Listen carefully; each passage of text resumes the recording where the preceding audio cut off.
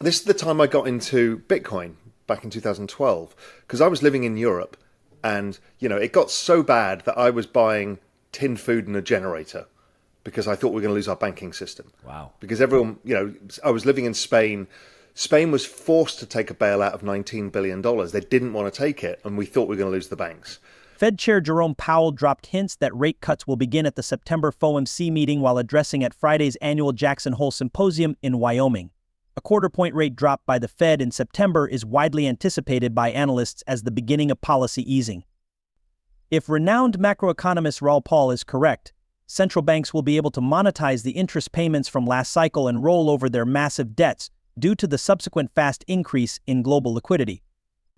In the next 3 to 6 months, according to Friend and his colleagues at Global Macro Investor, ISM will likely rise, which would bolster risk assets like cryptocurrency and kickstart the banana boom. Zone in a tweet by GMI's head of global macro research, Julian Beal, the Federal Reserve's restrictive policy position has kept rates unduly high due to the U.S. economy's weakness, but this is starting to change.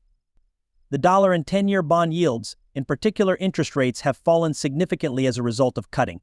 This is encouraging news for the economy's long-term prospects because it indicates that financial circumstances are rapidly improving.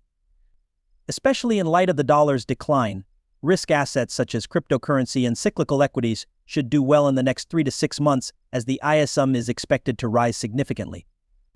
In light of Powell's belief that the Federal Reserve's policy shift will benefit all assets, he has decided to put all of his eggs in the Bitcoin business basket for the next 6 years. 2000 was less of a debt cycle and more of an equity cycle. The debt cycle in 2008 really was the kind of end of the financial system. It was the point that we all knew was coming, which is like, you can't have this much leverage. And if the collateral, which happens to be house prices, which is not a volatile collateral, once that starts, it put a collateral call on the entire system.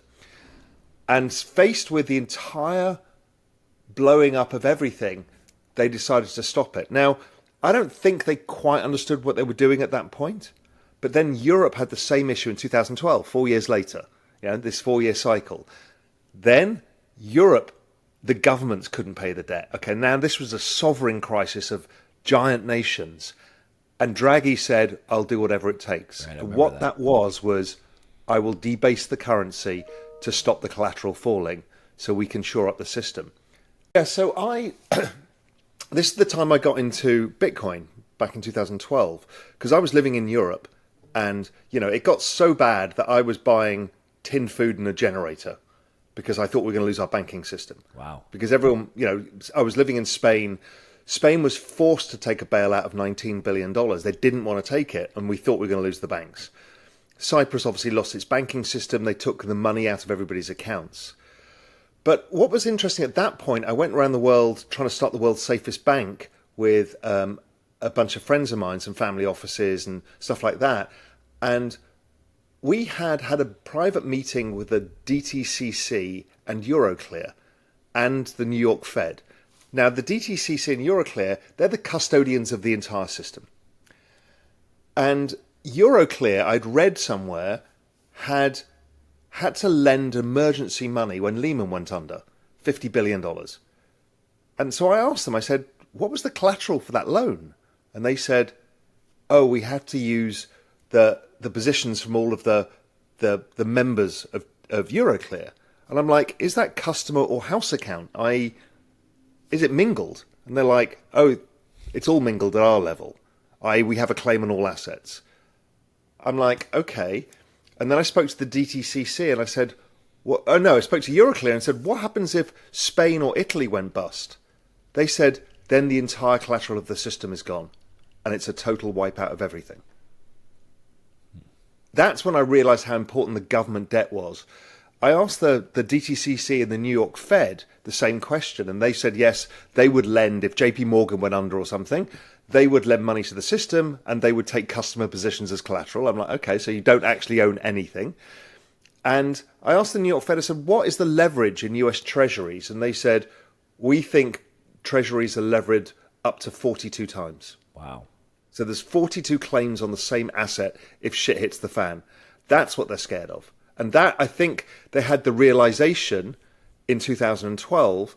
And I think they all understood the game, which was, okay, we're going to have to continue to monetize this until we can grow our way out of it, if we can. In their prediction of the next several decades, Pal and Moss predict a technological revolution that will provide huge profits to investors thanks to game-changing advancements in areas like energy storage, robots, and blockchain technology.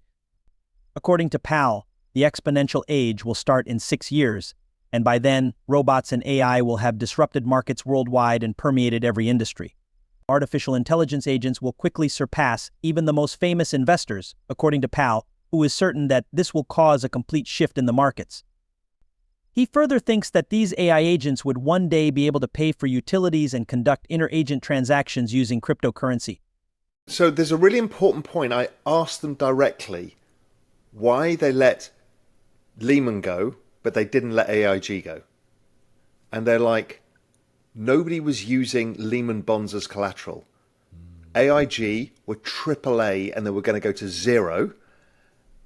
And AAA bonds get used massively as collateral, and they thought there was 32 times leverage in AIG bonds. They're like, we could not allow it to go. Lehman wasn't as existential a problem as AIG. I was like, wow, that's fascinating. And we saw it in 2022 as well. So the moment the markets go down a certain amount, the liquidity comes back. Even though the Fed was still tightening and they were doing quantitative tightening, the actual liquidity started picking up at the back end of 2022 because they're like, enough. We don't want the S&P to fall more than, let's say, 25%. And that's kind of a line in the sand that we've seen repeatedly, that every time it starts to get a bit wobbly, magic of liquidity comes back, they debase the currency, and everybody's okay again. Because if you think of the other big liability out there, we talked about ordinary people. Ordinary people do have a pension. And those pensions are in these assets too. And you've got this massive cohort of people that if you let the pensioners lose 50% of their wealth, at what average age of baby boomers, average age is what, 71, 72? Well, that's going to destroy consumption because there's 76 million of these people. So they don't want to do that too. So they're between a rock and a hard place. And I ask a lot of people who complain about what's going on, and rightly so, is what would you do different? Are you going to default on all of the baby boomers and destroy their pensions and then destroy the entire economy? Or do you let all of the system go under because you don't have any assets? It's very difficult to actually come up with an answer that is reasonable. They're all shit. They're all shit answers. So maybe the least shit is 8% a year. Yeah. Particularly if a bear market lasts longer than a year. So a year they can pretty much buffer as long as it's not too big. But if it grinds on for 2 or 3 years, you're right. The tax revenues don't add up. People get tipped out of jobs, so there's less other revenues coming. So it's cap gains, it's earnings, it's household income, the whole lot. And then before you know it, again, exactly the same issue. I hadn't really thought of it that way, but that makes total sense. You just can't have a long-term recession right now because everything is resting on it. Well, corporates actually did longer-term debt. It was the governments that really did. Households didn't get access to debt ever again. So, household debt to GDP has been falling for a long time, and corporate debt to GDP has been generally falling because tech stocks have become more dominant and they don't have debts. Old economy stocks do. It all shifted. That shrinkage of household debt and corporate debt is exactly the same amount of the increase of government debt. So it was just going from one balance sheet to the other. This is the beginning of his famous "Don't This Up" meme, which urges people to amass as much wealth as possible before the AI renaissance starts in 2030. The ex-Goldman Sachs executive claims that we are currently in the crypto gold rush, a period in which the total market cap of cryptocurrencies will soar from slightly over $2 trillion today to 50 or even 100 trillion aligned by 2030. If you want to keep your coins, your friend recommends you should stay away from leverage and FOMO.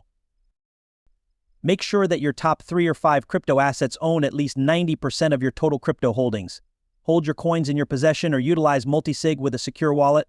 Make sure you trade a little amount of degen, no more than 10% of your portfolio, and do it over a longer period of time.